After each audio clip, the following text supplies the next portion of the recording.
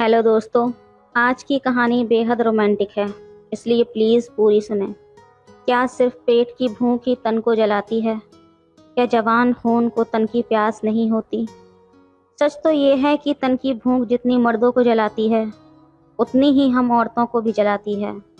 जब शादी के बाद भी इसका इलाज ना हो तो एक औरत को क्या करना चाहिए? मेरी शादी को 2 साल हो गए हैं साहिब जी, पर मैं अभी तक कुंवारी हूँ। ये सुनकर उसको मुझ पर दया आ गई और फिर उसने मुझे वो सुख दिया जो आप इस कहानी में जानेंगे। हेलो दोस्तों, स्वागत है आप सभी का हमारी एक और रोमांचक कहानी में। उम्मीद करती हूँ आपको ये कहानी बेहद पसंद आएगी। मेरे पति को मुझे चलते फिरते छेड़ते हुए शरारत करने की आदत है। वे कभी मेरे गाल छू लेते हैं तो कभी मेरी कमर पर चुटकी ले लेते हैं। ये सब करते समय वो ये भी नहीं देखते कि आसपास कोई है या नहीं, बस वो मेरे प्रति अपना ढेर सारा प्यार सरेआम जता देते हैं। मेरे लाख मना करने पर भी वो नहीं मानते। कई बार तो मैं ये भी कहती हूँ कि शर्म करो, क्या आपको ये सब सरेआम करते शर्म नहीं आती? तब वो कहते हैं, अरे यार, अपनी खुद की बीवी को ही तो छेड़ रहा हूँ, राह चलती किसी लड़की को तो नहीं, और मैं तुमसे प्यार जता रहा हूँ, सता नहीं रहा समझी जानू। बेशक मुझे भी उनका यूं प्यार जताना गुदगुदा जाता था। कभी चुपके से मैं भी उनको प्यार कर लिया करती थी। हम मियाँ बीवी जो हैं, पर एक दो बार मैंने नोटिस किया है कि मेरी काम वाली चंपा रानी दरवाजे के पीछे छिपकर हम पति पत्नी की ये अटखेलियाँ देखती है।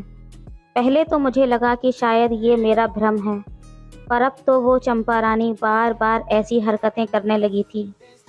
वैसे तो चंपा बहुत ही अच्छी है, स्वभाव भी उसका मिलनसार है और काम भी परफेक्ट। उसने कभी शिकायत का मौका नहीं दिया। वो तभी से हमारे घर में काम कर रही है जब वो कुंवारी थी। 1 साल पहले ही उसकी शादी हुई थी। उसका ससुराल भी यहीं पास में ही है, तो शादी के बाद भी चंपा ने काम नहीं छोड़ा। वो हमारे परिवार से बिल्कुल घुल मिल गई है।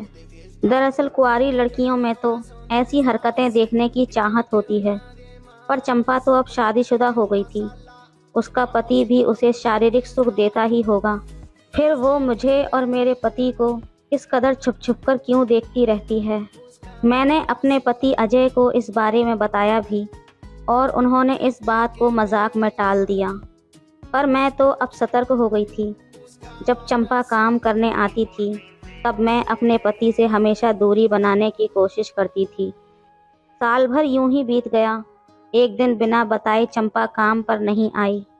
आज तक ऐसा कभी नहीं हुआ, क्योंकि उसे जब भी छुट्टी लेनी होती है तब वो बताकर ही लेती है या फिर फ़ोन कर देती है। हमने सोचा कि शायद उसे कोई काम रहा होगा, पर जब वो दूसरे दिन भी नहीं आई तो मैंने उसके पति को फ़ोन लगाया, पर उसने कोई रिप्लाई नहीं दिया। मैंने अपने पति अजय से कहा, चलिए ना चंपा के घर चलकर देखते हैं, वो काम पर क्यों नहीं आ रही है। मुझे उसकी बहुत फिक्र हो रही है। ज़रूर कुछ न कुछ हुआ है, वरना चंपा कभी बिना बताए छुट्टी नहीं लेती। मेरे पति को ज़्यादा फिक्र नहीं थी। तब वो बोले, अरे अंजलि, कोई दूसरी काम वाली रख लो ना, कहाँ तुम भी दूसरों के झमेले में पड़ती हो।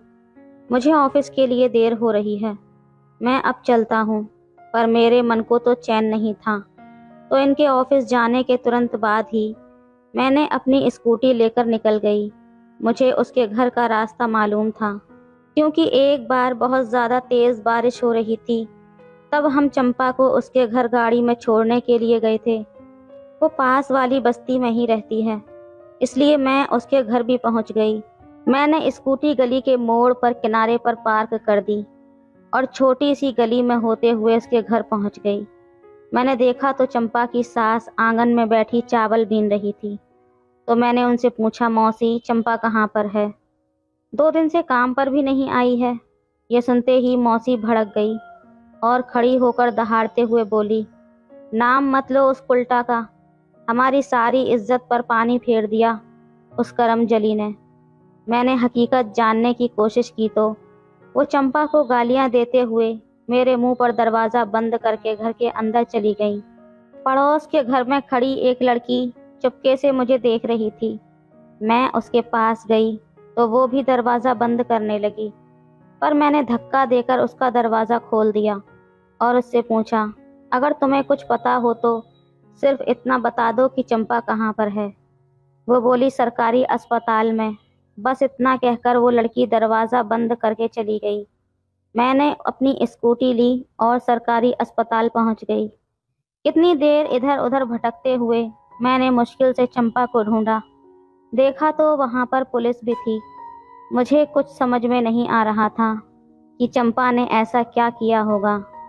मैं उसके नज़दीक गई तो मुझे देखकर चंपा ने शर्म के मारे अपना चेहरा दूसरी ओर कर लिया। मैं एक कुर्सी पर बैठकर चंपा से बोली, इधर देखो चंपा। चंपा नज़रें झुकाए बोली, मैडम आप यहाँ। मैंने कहा, जब तुमने अपनी कोई खबर नहीं दी तो मुझे आना ही पड़ा। तुम बताओ भी क्या हुआ है? कहीं तुम गिर गईं या फिर किसी ने तुम्हें मारा है? मुझसे सारी बात बताओ।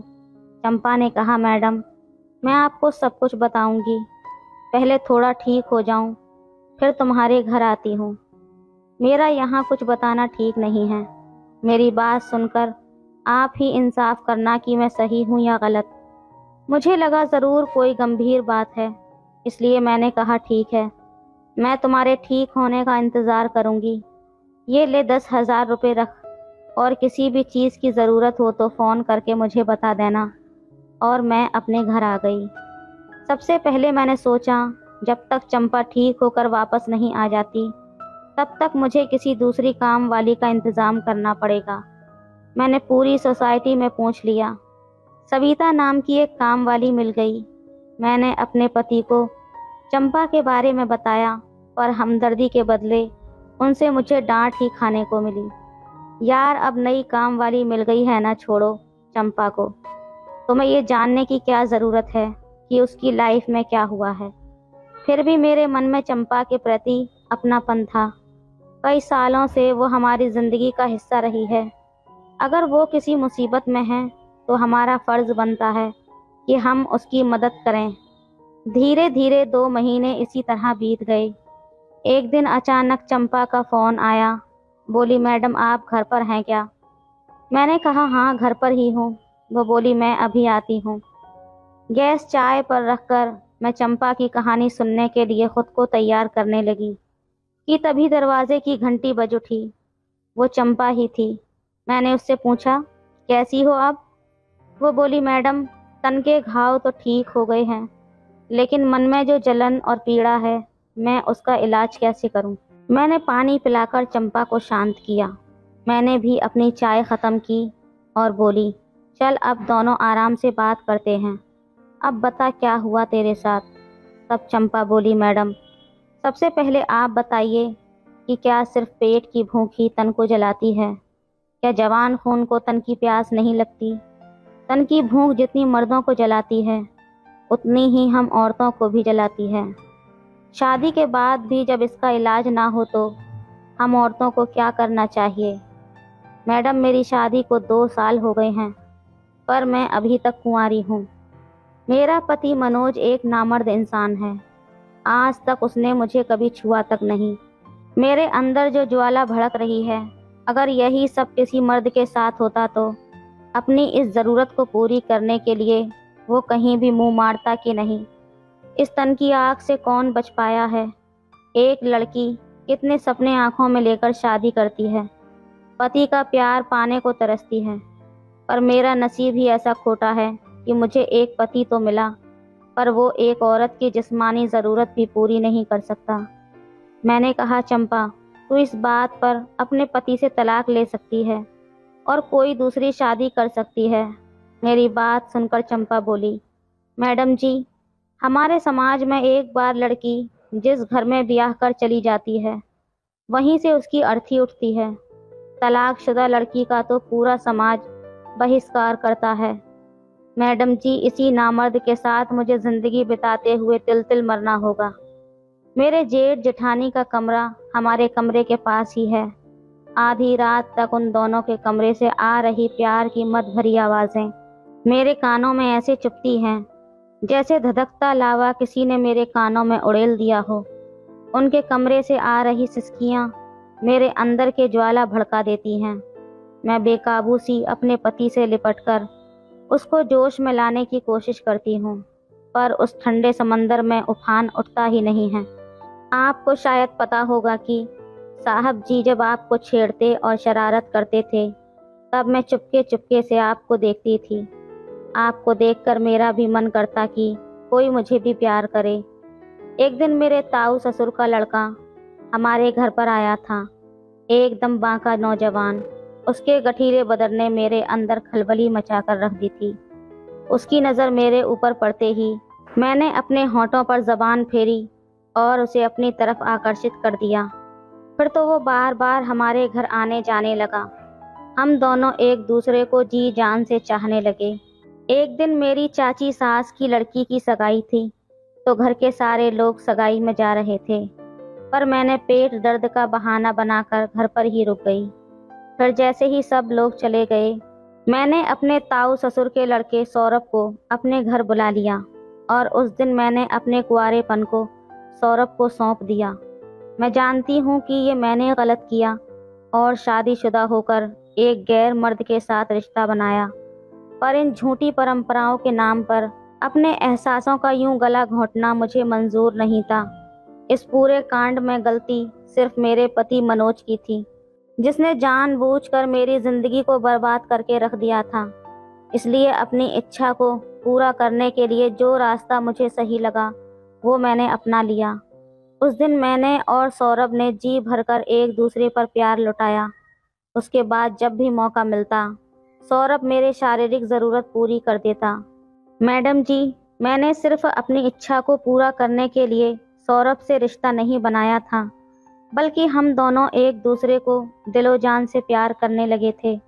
लेकिन एक दिन मैं और सौरभ घर की छत पर एक दूसरे के प्यार में खो गए थे कि तभी मेरे पति ने हमें ऐसी हालत में देख लिया।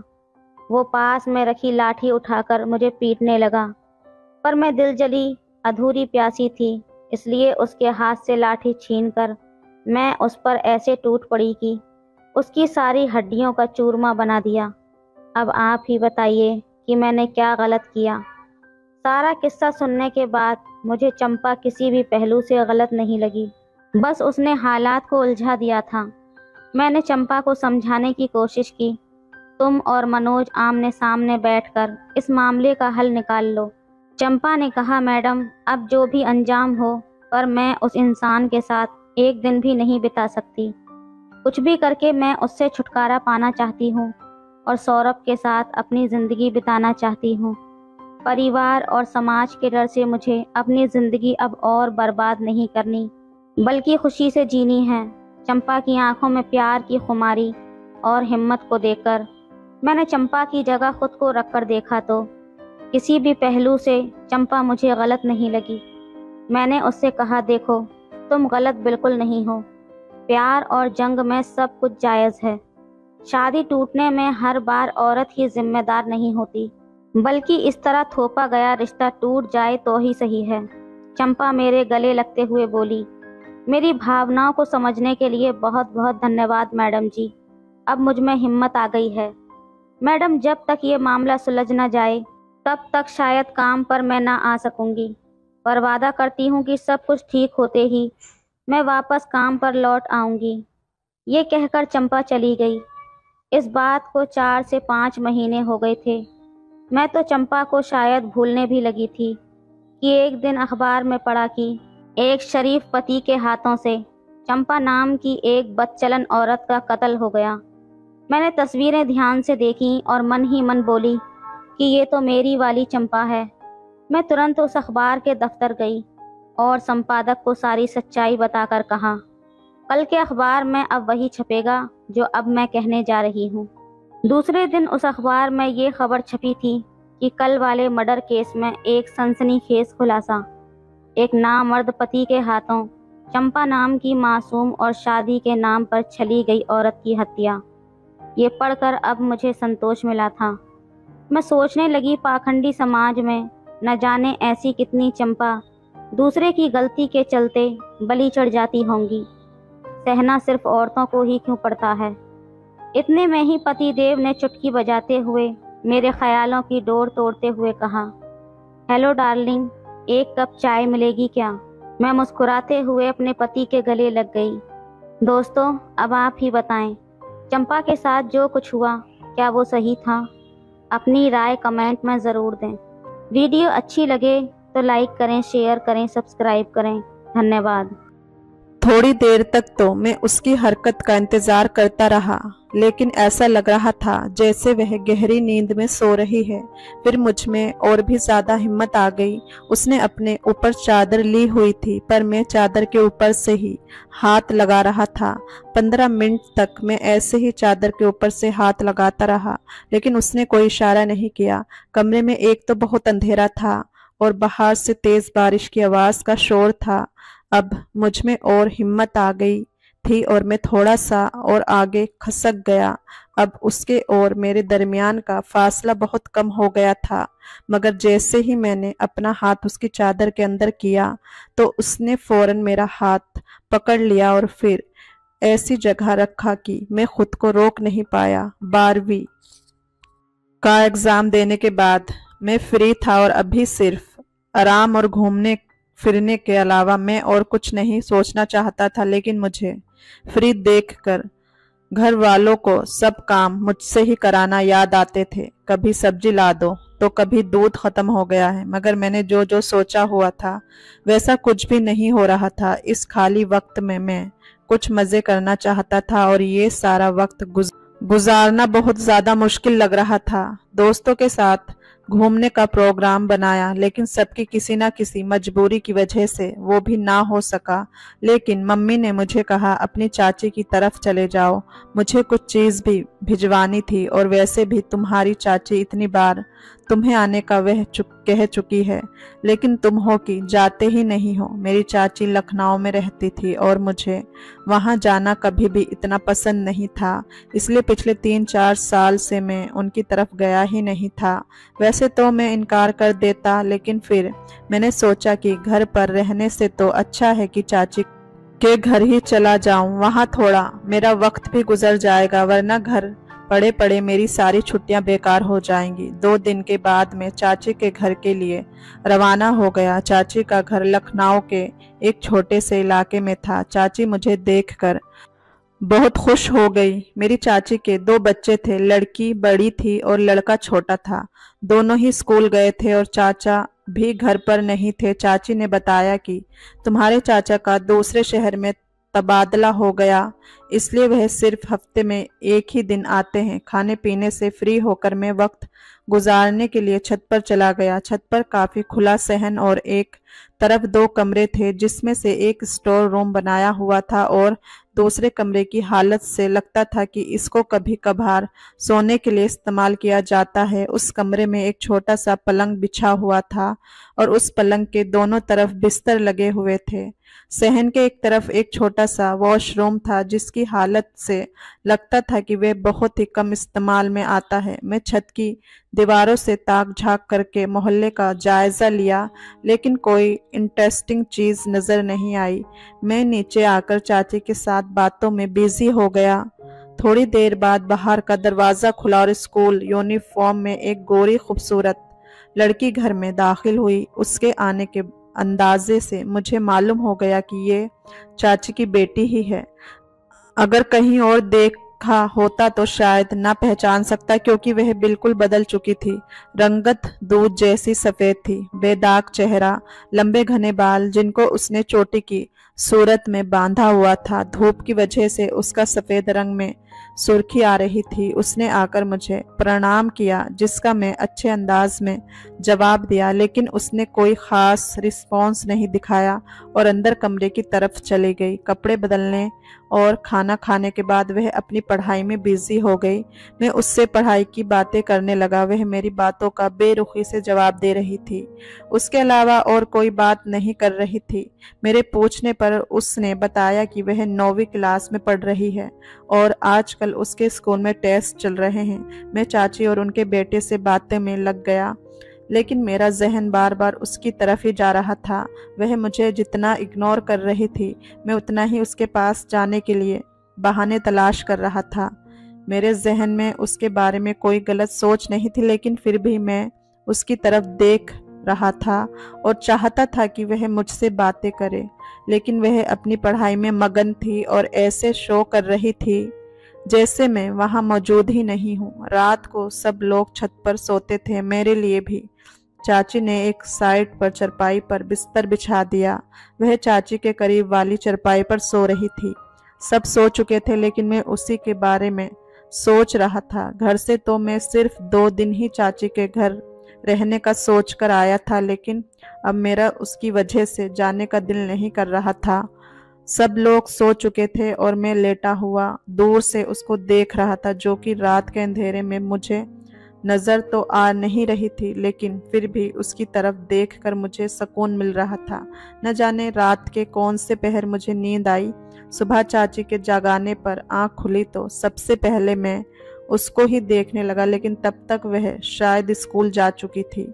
सारा दिन उसकी वापसी का इंतजार करता रहा, लेकिन वापस आकर उसने कल वाली रूटीन जारी रखी। फिर मैं अपने चाची के बेटे के, जिसका नाम करण था, उसके साथ बाजार चला गया और उसको कुछ चीज मैंने लेकर दी। मैंने वहां से उसके लिए भी एक चॉकलेट खरीद ली। घर आकर मैंने उसको चॉकलेट दी, लेकिन उसने ये कहकर इनकार कर दिया कि मुझे चॉकलेट पसंद नहीं है और दोबारा अपनी पढ़ाई में बिजी हो गई। वह मुझसे जितना अजनबी वाला बर्ताव कर रही थी, मुझ में और ज्यादा कशिश हो रही थी। करण मुझे बाहर जाने का कहता, लेकिन मेरा उसके सामने से हटने का दिल भी नहीं करता था। बस दिल करता हर वक्त उसी को देखता रहूं। इस रात भी हम सब छत पर सो रहे थे। अचानक बारिश शुरू हो गई और चाची ने मुझे कहा कि अंदर कमरे में जाकर सो जाओ। लाइट न होने की वजह से कमरे में बहुत अंधेरा था। मैं धीरे से टटोलते हुए बेड के एक साइड पर दीवार की साइड लेट गया। मुझे लेटते ही नींद आ गई। थोड़ी देर बाद बादल गरजने की वजह से मेरी आंख खुली तो मुझे महसूस हुआ कि मेरे बाजू में कोई और भी लेटा हुआ है और लाइट भी अभी तक नहीं आई थी और कमरे में बेहद अंधेरा था। मेरे ख्याल से करण मेरे साथ आकर लेट गया होगा। उस वक्त आसमानी बिजली चमकी, जिससे कमरे में थोड़ी सी रोशनी हुई और मैंने देखा कि मेरे साथ करण नहीं बल्कि उसकी बहन लेटी हुई है। मेरी तो सांस ही रुक गई और मुझे ऐसा लग रहा था जैसे मेरे अंदर जान ही ना हो। उसको अपने इतने करीब सोते हुए देखकर तो मैं अपना होश खो बैठा। मैं उसकी तरफ करवट लेकर लेटा हुआ था। जैसे ही कोई हरकत की तो जान निकल जाएगी। मैं काफी देर तक उसी हालत लेटा रहा। थोड़ी देर में कुछ नॉर्मल हुआ तो दिल उसको छूने को किया, लेकिन मुझे डर लग रहा था कि अगर उसकी आंख खुल गई तो कहीं कोई मसला ना हो जाए। मुझे अंदाजा हो गया था कि कमरे में अंधेरे की वजह से वह यहाँ आकर लेट गई है। अगर उसको मालूम होता तो वह कभी भी यहाँ ना लेटती। मेरी किसी भी किस्म की हरकत करने से पहले ये समझना जरूरी था कि वह गलती से यहाँ लेटी है या जानबूझकर। मैं नींद में करवट लेने के अंदाज में अपना हाथ उसके बाजू पर इस तरह रखा कि उसकी आंख खुल जाए। मेरे हाथ ने जैसे ही उसको छुआ तो मेरे अंदर जैसे एक अजीब सा करंट लगा हो। उसके बाजू किसी रेशमी तकिए की तरह नरम था।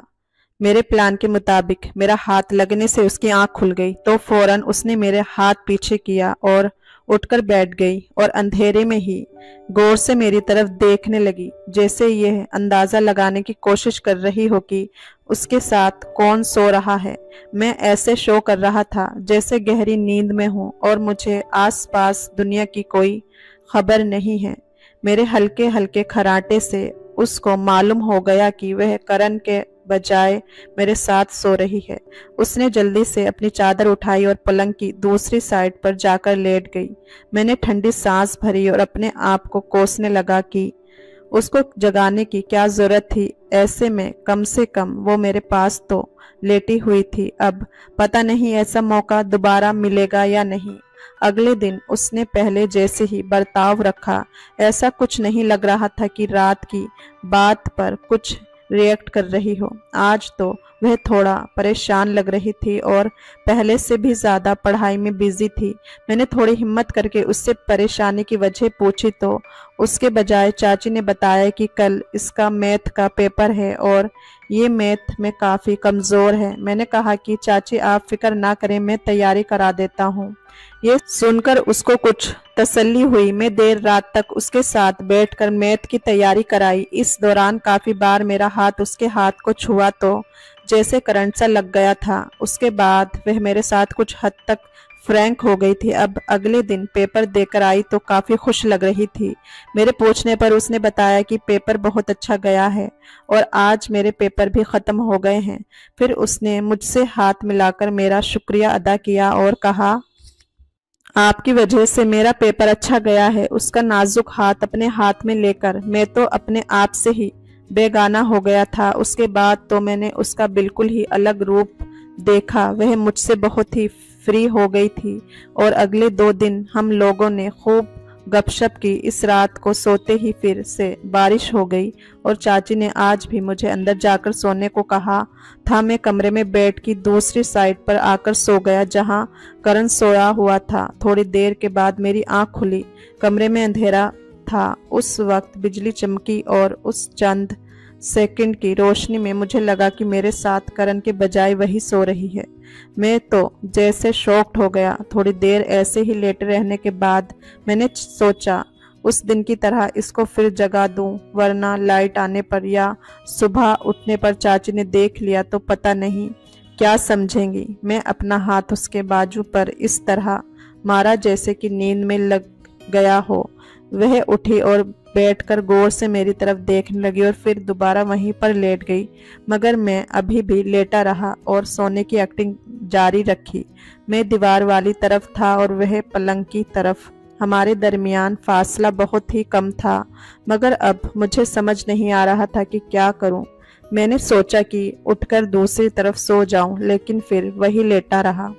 10-15 मिनट तक ऐसे ही लेटा रहा। फिर थोड़ी हिम्मत करके अपना हाथ आगे बढ़ाया और उसकी कमर पर रख दिया। हाथ रखते ही जैसे मुझे न जाने क्या होने लगा। थोड़ी देर तक उसकी किसी हरकत का इंतज़ार करता रहा, लेकिन ऐसा लग रहा था कि जैसे वह गहरी नींद में सो रही है। फिर मुझ में और हिम्मत आ गई। उसने अपने ऊपर चादर ओढ़ी हुई थी और मैं चादर के ऊपर से हाथ फेर रहा था। 15 मिनट तक मैं ऐसे ही चादर के ऊपर से हाथ फेरता रहा, लेकिन उसने कोई रिस्पॉन्स नहीं दिया। कमरे में एक तो बहुत अंधेरा था और बाहर से तेज़ बारिश की आवाज़ का शोर था।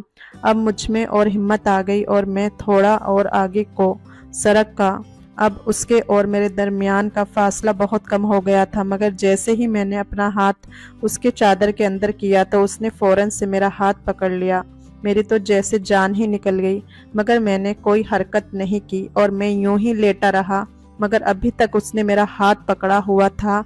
फिर वह सीधी होकर लेटी और मेरे हाथ को अपने हाथों में ही रखा। उसके ऐसा करने से तो मेरे पूरे वजूद में सनसनी फैल गई और मेरे दिल की धड़कन तेज होने लगी, मगर वह अभी कोई हरकत नहीं की थी। थोड़ी देर तक तो वह मेरा हाथ यूं ही अपने हाथ में रखी रही। फिर मेरे करीब होकर आहिस्ता से कान में कहने लगी, मैं साथ वाले स्टोर में जा रही हूँ, थोड़ी देर के बाद वहां पर आ जाना। इतना कहकर वह पीछे हुई और बैठकर चारों तरफ का जायजा लेने लगी। फिर वह उठकर कमरे से बाहर चली गई। उसकी ये बात सुनकर तो मैं पूरी तरह से अपने होश खो बैठा और सोचने लगा कि जो लड़की मुझसे बात तक नहीं करती थी वह मुझे इस रात अकेले में मिलने का कह रही है। खैर, लाइट अभी तक नहीं आई थी और चाची खर्राटे लेते हुए सो रही थी। फिर मैं उठा और कमरे से बाहर आ गया, मगर अंधेरे की वजह से मुझे कुछ नजर नहीं आ रहा था। मैं धीरे धीरे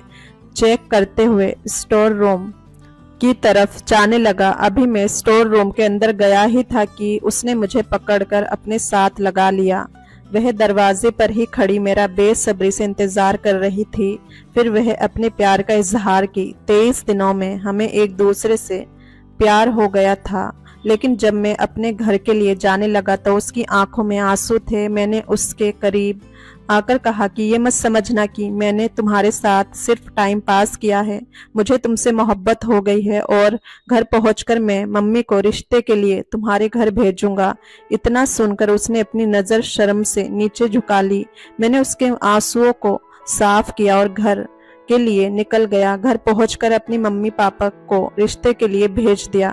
मेरे मम्मी पापा को भी कोई एतराज नहीं था। फिर मेरी चाची ने भी मंजूरी दे दी और इस तरह से हमारी शादी हो गई। दोस्तों, कहानी पसंद आई हो तो लाइक, शेयर और चैनल को सब्सक्राइब जरूर करें। फिर मिलेंगे एक नई और दिलचस्प कहानी में। धन्यवाद।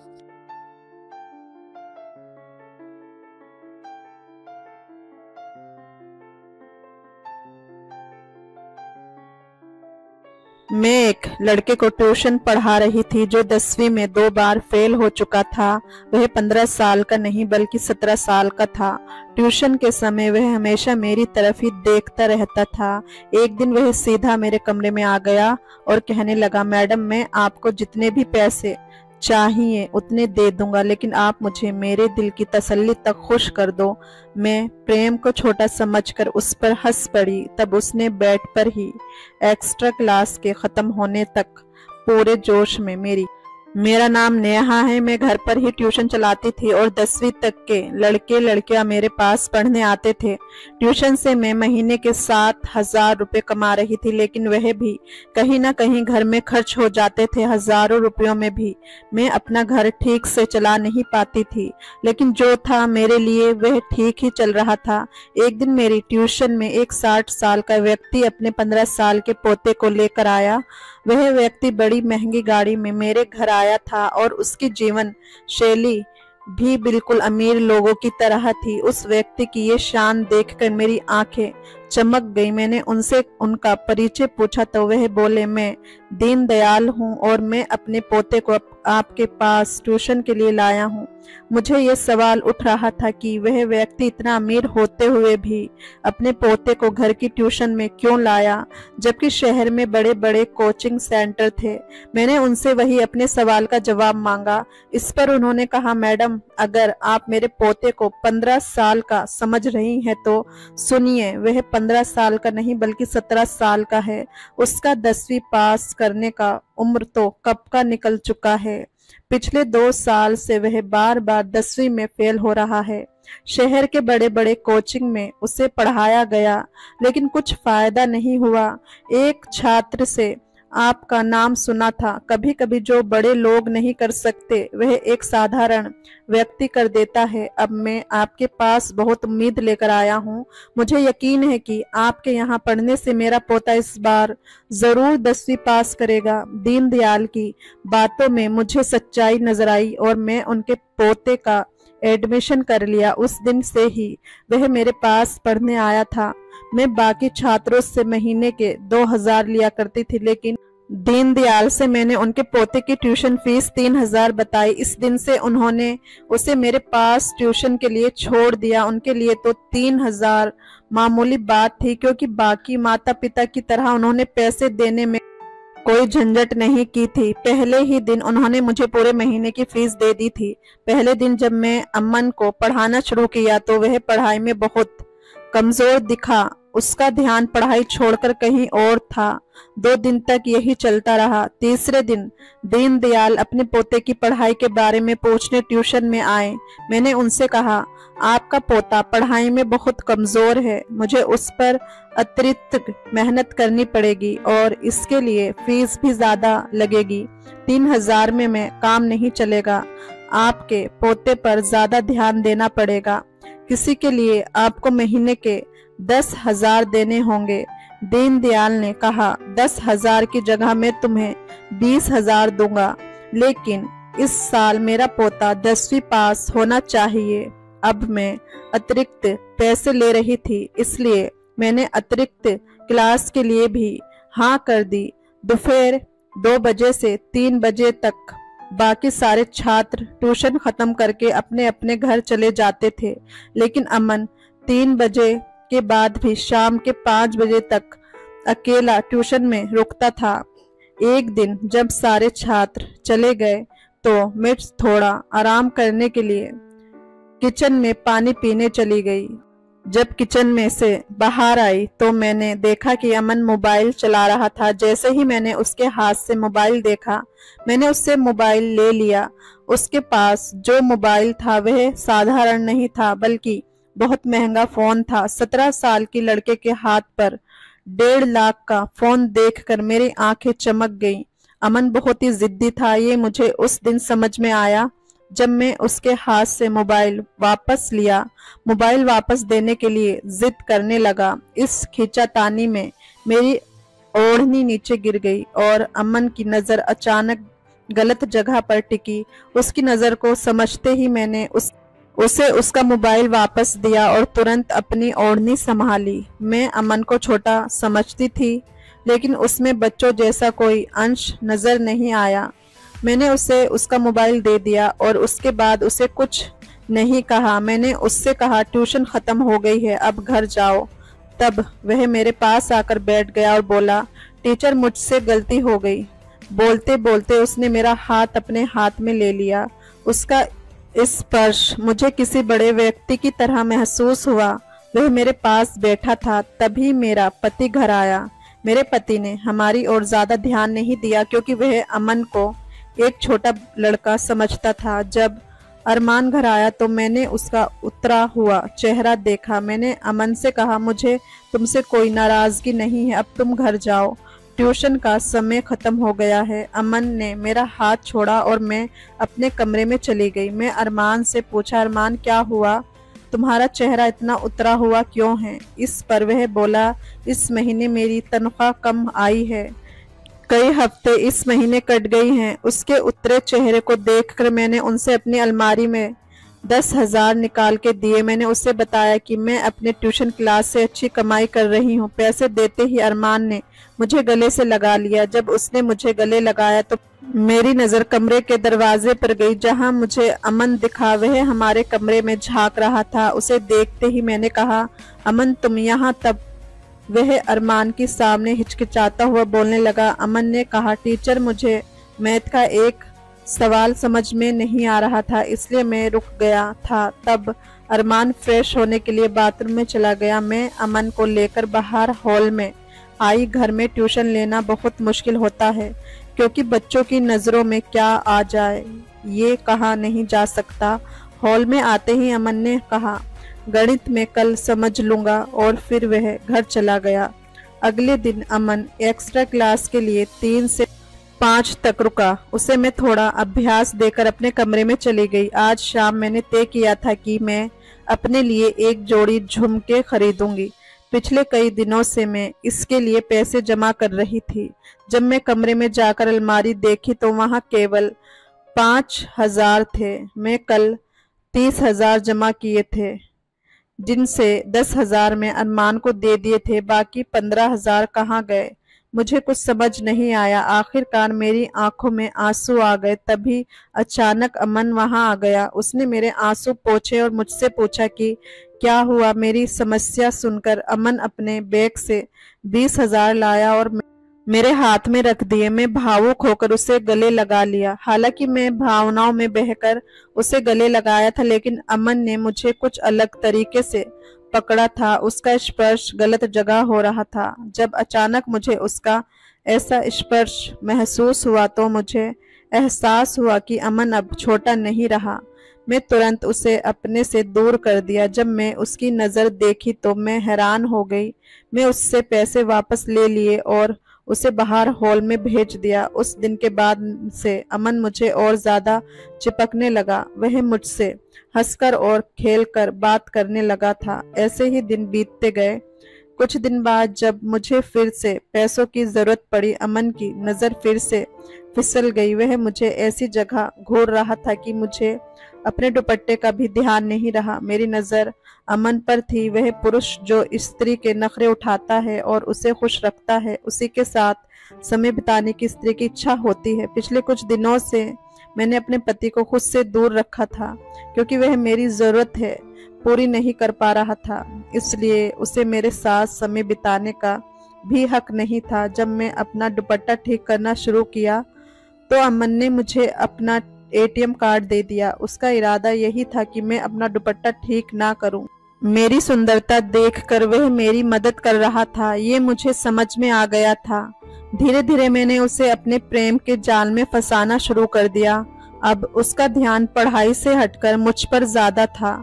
मुझे भी इसका ध्यान अपनी ओर से हटने नहीं देता था। एक दिन शाम को अमन के दादाजी उसे लेने आए थे। उन्होंने कहा, आपके पास में अमन की ट्यूशन लगाकर सही निर्णय लिया है, क्योंकि उसे ट्यूशन में आने की बहुत ज्यादा चाहत होती है। अमन को पढ़ाई की चाहत थी या किसी और चीज की, ये उसके दादाजी को नहीं पता था। एक बार अमन ने मुझसे कहा, टीचर आप साड़ी से भी ज्यादा अच्छे छोटे कपड़ों में लगेंगी। तब एक्स्ट्रा क्लास के समय अमन मुझे शॉपिंग के लिए मॉल में ले गया।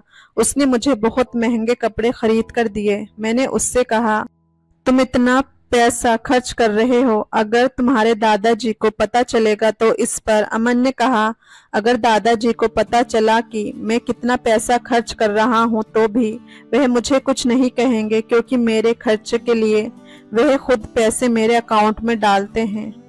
दादाजी मुझे 50,000 पॉकेट मनी देते हैं और पिछले कई सालों से मेरे अकाउंट में काफी पैसा जमा हो चुके हैं। मैं आज तक किसी पर भी खर्च नहीं किया और अब मैं तुम पर कर रहा हूँ। अमन का जवाब सुनकर मेरी आंखें फटी की फटी रह गईं। यहाँ मुझे महीना भर काम करने पर भी पूरे 30,000 नहीं मिलते थे और अमन की पॉकेट मनी ही 50,000 थी। उसके पॉकेट मनी होने के बावजूद अब मैं उसे पैसे पर अपना अधिकार जमा रही थी। इस पर से अमन मेरी इच्छा पूरी कर रहा था। उस दिन मॉल में 2 घंटे घूमने के बाद मैं बहुत थक गई थी। घर आते ही मैं आराम किया और फिर अपने कमरे में बाल सुखाने लगी। तभी अमन मेरे कमरे में आ गया। मुझे बात गाउन में देखकर वह पूरी तरह से होश खो बैठा। मेरे पास आकर वह मेरे शरीर पर हाथ फेरने लगा। मैंने उससे खुद से दूर किया तो उसने मुझे जोर से अपनी ओर खींचा। अमन ने कहा, टीचर मैं आपको जो चाहिए वह दे रहा हूँ, तो आपको भी मुझे जो चाहिए वह देना चाहिए। अमन ने मुझे अपनी अनुचित इच्छा व्यक्त की। पिछले कुछ दिनों से वह मुझे अनजाने में अजीब ढंग से छूता था और मुझे अजीब तरीके से देखता था, लेकिन मैंने उसे कभी कुछ नहीं कहा। अब अचानक उसने अपनी अनुचित इच्छा जाहिर कर दी थी। मैं अमन से कहा, अगर मैं तुम्हें मना कर दूं तो। इस पर उसने कहा, तो मैं तुमसे दूर चला जाऊंगा। जब मुझे समझ आया कि अगर अमन मुझसे दूर जाएगा तो मुझे उससे मिलने वाली आर्थिक मदद और मेरा घर सब कुछ बंद हो जाएगा, तब मैं घबरा गई। मुझे पैसों की बहुत जरूरत थी। मेरे पति की 30,000 की सैलरी में कुछ भी पूरा नहीं हो पाता था।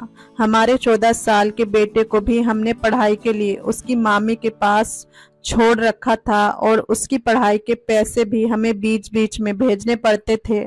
ये सब सोच विचार करके मैंने अरमान को छोड़ दिया और अमन को वह सब कुछ देने के लिए तैयार हो गई जो वह चाहता था। मुझे लगा कि अमन को इन सब बातों की ज्यादा जानकारी नहीं होगी और वह क्या कर लेगा, लेकिन जब वह मेरे पास आया तो उसने किसी अनुभवी व्यक्ति की तरह मेरे साथ समय बिताना शुरू कर दिया। मैं अमन को छोटा समझ रही थी, लेकिन वह बिल्कुल भी छोटा नहीं था।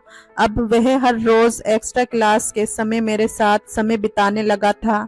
इसी तरह 2-3 दिन गुजर गए। एक दिन मैं अमन के पास ऐसी गोलियां देखी जो नहीं होनी चाहिए थी। मैंने उससे पूछा कि उसने ये ताकत बढ़ाने वाली गोलियां कहाँ से लाई, तो उसने कहा, पैसा फेंको तो सब कुछ मिलता है, जैसे तुम मुझे मिली हो। अमन की ये शब्द सुनने में अजीब लगे, लेकिन मुझे पैसों की जरूरत थी, इसलिए मैंने उसकी बातों पर ध्यान नहीं दिया। मेरे साथ समय बिताने से पहले अक्सर उन गोलियों का सेवन करता था। मैंने कई बार उसे वह गोलियां लेने से मना किया, लेकिन एक बार जब वह बिना गोलियां लिए मेरे साथ समय बिताने आया तो उसने खुद को कमज़ोर महसूस किया। अमन खुद को बड़ा समझता था और ये दिखाने के लिए वह सब कुछ कर सकता था। वह उन ताकतवर गोलियों का सेवन करता था। उस दिन अमन को चक्कर आ रहे थे, फिर भी उसने मेरे साथ समय बिताने में कोई झिझक नहीं दिखाई। अमन मेरी हर ज़रूरत को पूरा कर रहा था और मैं उसे वह खुद दे रही थी जो वह चाहता था। इन सारी बातों की मेरे पति अरमान को जरा भी खबर नहीं थी। मैंने अरमान से ये कहा रखा था कि मेरे पास 2-3 कमज़ोर छात्र हैं जिनकी मैं पढ़ाई में मदद कर रही हूँ। उसके माता पिता ने उस लड़के की ट्यूशन करने के लिए मुझे 10,000 रुपये फीस थी। इस सोच से अरमान सोचता कि उसे ही फायदा हो रहा है। उसे मेरे और अमन के रिश्ते के बारे में जरा भी जानकारी नहीं थी। एक दिन मेरे मोबाइल पर मेरी बहन का फोन आया। सुनीता ने मुझे फोन पर जो कुछ भी बताया उसे सुनकर तो जैसे मेरे पैरों तले जमीन खिसक गई। जब उसका फोन आया तब मैं अमन के साथ अपने प्रेम में थी।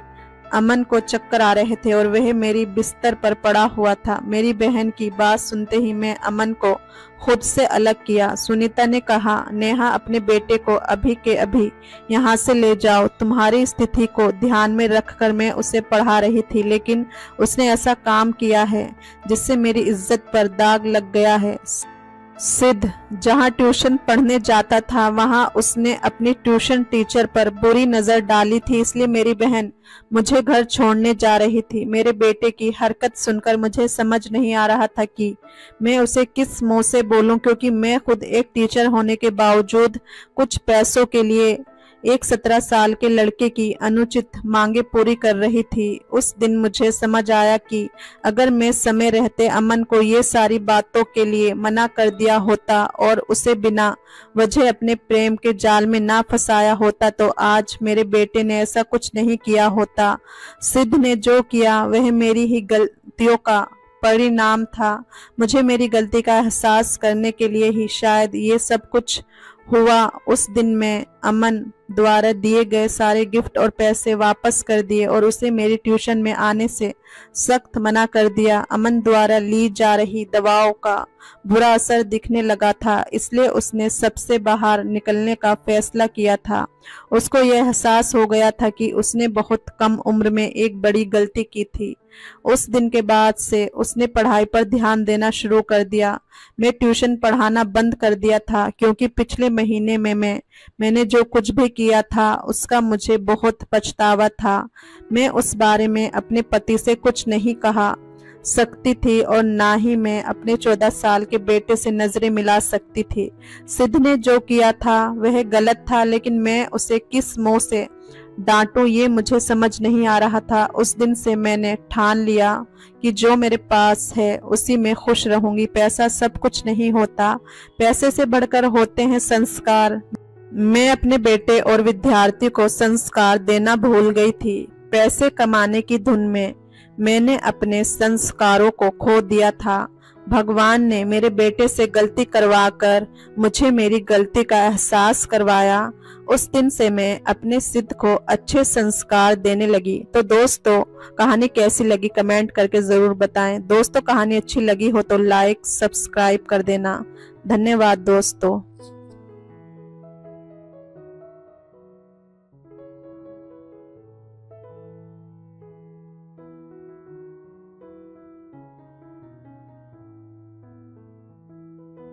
मेरी चाची बहुत खूबसूरत और जवान थी। वह घर में अकेली रहती थी और मुझे अपने पास बुला लेती थी और अपनी तन्हाई मिटाती थी। मैं भी खुश होकर चाची के पास चला जाता और उनके साथ कुछ हसीन लम्हे बिताता।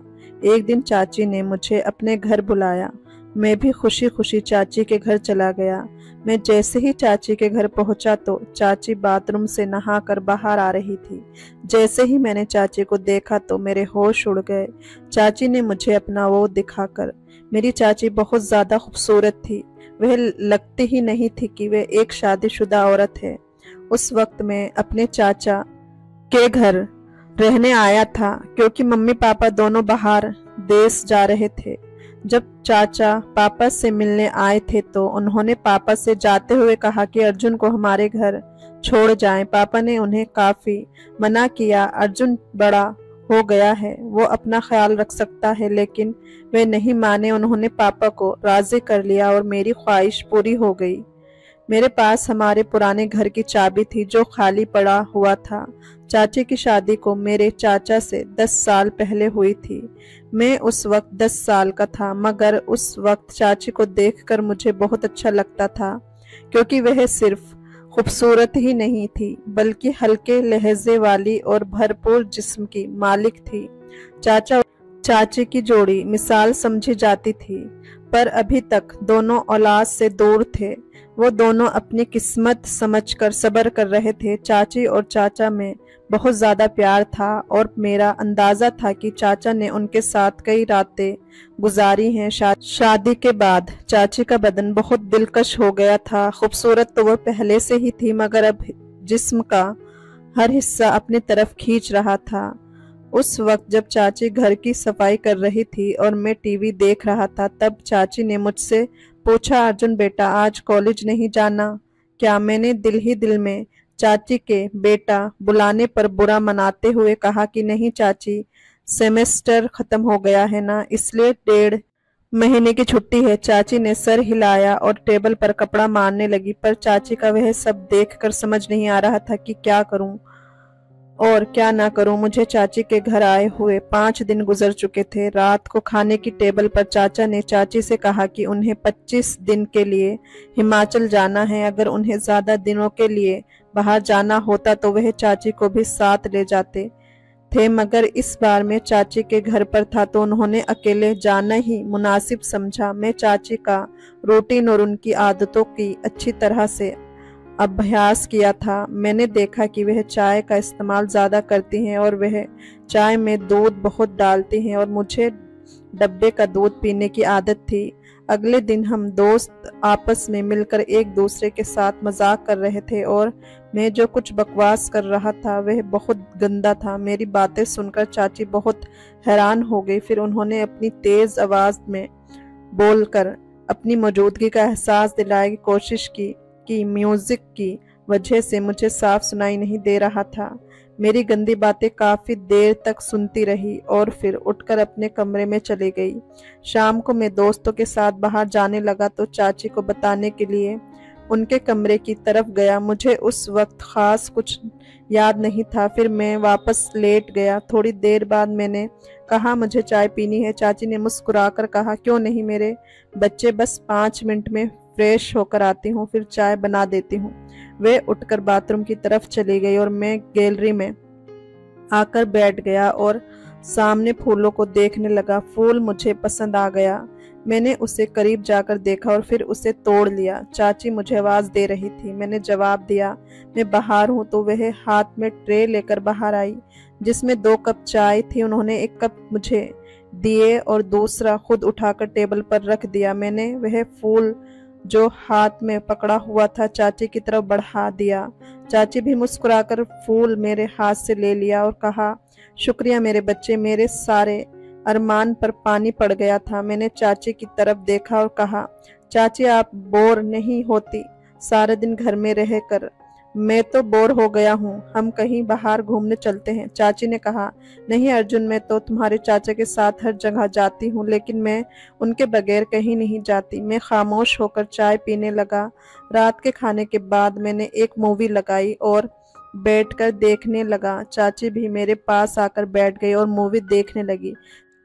चाची ने जब देखा कि ये वही बकवास हो रही है जो मैं दोपहर को गेम खेलते वक्त कर रहा था, तो उन्होंने कहा अच्छा, तो सारी गलतियां और बकवास तुमने यहाँ से सीखी हैं। वे बोली बेटा ये तो बहुत गंदी बात है, तुम बहुत ही गंदी जबान इस्तेमाल करते हो। शर्म से मेरे पसीने छूट गए। चाची ने फिर से कहा कि मैं तुम्हारे पापा से बात करूंगी कि तुम पर नजर रखें, तुम हाथ से निकलते जा रहे हो।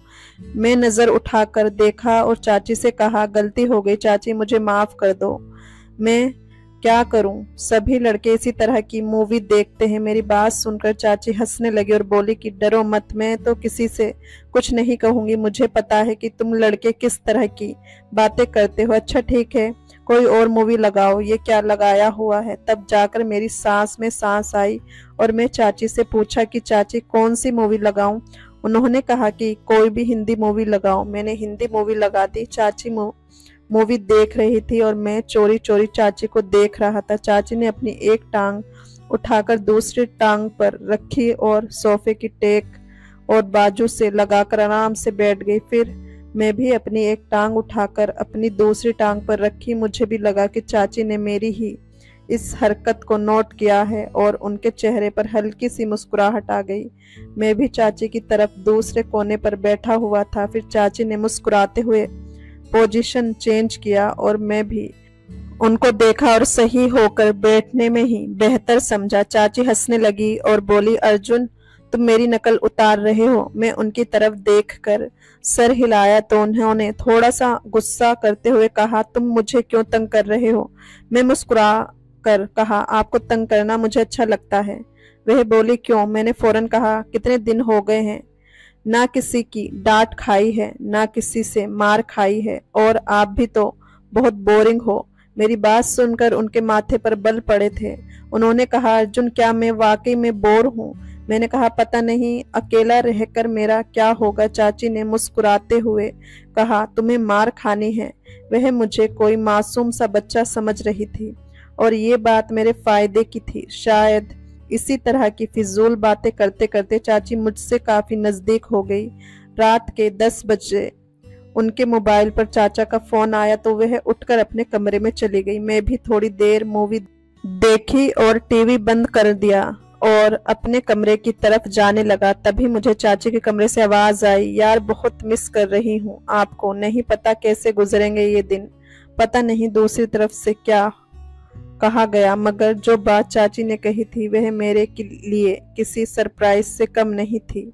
सुबह जल्दी उठा और फ्रेश होकर किचन की तरफ गया। किचन में कोई नहीं था। मैं चाची के कमरे की तरफ जाकर देखा तो दरवाजा बंद था, मतलब चाची अभी सो रही थी। मैंने किचन में जाकर अपने लिए चाय बनाई और फिर कुछ स्लाइस गरम करके टेबल पर बैठकर नाश्ता करने लगा। मैं नाश्ता कर रहा था तभी चाची के कमरे का दरवाजा खुला। वह बाहर निकली। मुझे देखकर थोड़ा शर्मिंदा होते हुए कहा, रात को नींद नहीं आई, बहुत देर से सोई थी इसलिए सुबह जल्दी नहीं उठ सकी। मैंने मुस्कुराकर कहा, कोई बात नहीं, आपको नाश्ता करना है, चलो आज आपका नाश्ता मैं बना देता हूँ।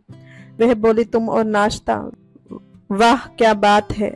मैंने कहा, आप फ्रेश होकर आए, मैं नाश्ता बना देता हूँ। फिर बात करते करते चाची ने सर हिलाया और मुस्कुराते हुए अपने कमरे में चली गई। मैंने पूछा, चाची आपको नाश्ते में क्या पसंद है? चाची ने कहा, तुम जो भी बनाओगे मैं खुशी से खाऊंगी। मैंने कहा, जैसी आपकी मर्जी। मैं मुड़कर किचन की तरफ गया। नाश्ता बनाकर किचन में आया और चाची को आवाज लगाई। चाची हाल में आई और कुर्सी पर बैठ गई। मैंने कहा, चाची नाश्ता तैयार है और ट्रे उनके सामने रख दिया। चाची मेरी तरफ देखकर मुस्कुरा रही थी। चाची ने मेरे सर पर हाथ फेरा और मेरे बालों को खराब कर दिया। मैं चाची का हाथ पकड़ लिया जो मेरे सर पर था और कहा, चाची आपने मेरे बाल का स्टाइल खराब कर दिया। चाची ने प्यार से मेरे गाल पर एक हल्का सा थप्पड़ लगाया और कहा, कुछ खराब नहीं हुआ, आराम से बैठो। चाची ने नाश्ता किया और कहा, तुम्हारा बहुत शुक्रिया। फिर चाची ने मेरे गाल खींचे। मैंने कहा, यार आप औरतों की यही बहुत गंदी आदत होती है, गाल ही लाल कर देती हैं। चाची मुस्कुराने लगी और दोनों हाथों को मेरे कानों की तरफ बढ़ाई तो मैं भागने लगा। चाची हंसते हुए मेरे पीछे भागने लगी और कहा, रुको तुम्हें मार लगाती हूँ। मैं रुक गया और अपनी कमर पर हाथ रखकर सांस लेते हुए कहा, ठीक है। फिर वह सामने रखी हुई कुर्सी पर बैठ गई। मैं उनके पास गया और कहा, क्या हुआ चाची? मैं एकदम खड़ा हो गया। वो मेरे दोनों कानों को पकड़ ली और हंसने लगी। मैं रोने वाली शक्ल बनाते हुए कहा, आपसे तो कोई प्यार की उम्मीद ही नहीं। चाची ने हंसते हुए मुझे देखा और मेरे गालों पे वो चूमने और प्यार करने लगे और कहा, सॉरी यार। चाची ने मुझसे कहा, अच्छा मैं चेंज करके आती हूँ, फिर मार्केट से वह सामान ले आते हैं। मैंने कहा, ठीक है, मैं भी चेंज करके आता हूँ, शायद कोई लड़की मुझसे पट जाए और मेरी भी मजे हो जाएं। चाची ने मुस्कुराते हुए एक थप्पड़ लगाया और कहा, अर्जुन थोड़ी सी तो शर्म करो। मैं हैरानी से कहा, किस चीज से? चाची ने कहा, अपनी इस तूफानी हरकतों से। मैंने कहा, यार जिंदगी में थोड़ा सा मजा भी होना चाहिए, वरना तो सारी उम्र आप मुझे किसी काम का नहीं छोड़ेंगी। चाची को पहले तो मेरी बात समझ नहीं आई, मगर जब उनको समझ आया तो उन्होंने अपने पैर से जूती उतारी और कहने लगी, थोड़ी सी तो शर्म करो। अर्जुन हंसकर अपने कमरे में चला गया। थोड़ी देर बाद कमरे से बाहर आया और सोफे पर बैठकर टीवी देखने लगा। थोड़ी देर में चाची भी बाहर आ गई। मैं चाची को देखकर हैरान रह गया, क्योंकि वो सफेद कलर टी शर्ट और ब्लैक जीन्स पहनी थी। मैं चाची को देखते हुए कहा, मैडम जी का क्या इरादा है? चाची ने पहले अपने आप को देखा, फिर मुझे देखते हुए कहा, क्यों, क्या हुआ? मैंने दिल पर हाथ रखते हुए कहा, मैडम आपके दीवाने शहर में 1000 होंगे, मगर इतनी सुबह दुकान कौन खोलेगा? चाची को गलती का एहसास हो गया और बोली, ठीक कह रहे हो। मैंने कहा, मैडम जब आप बाहर निकलती होंगी तो लोग सिर्फ आपको ही देखते होंगे। चाची ने मुस्कुराते हुए कहा, थोड़ी सी तो शर्म करो, मैं तेरी चाची हूँ। मैं भी सर झुकाकर कहा, ठीक है।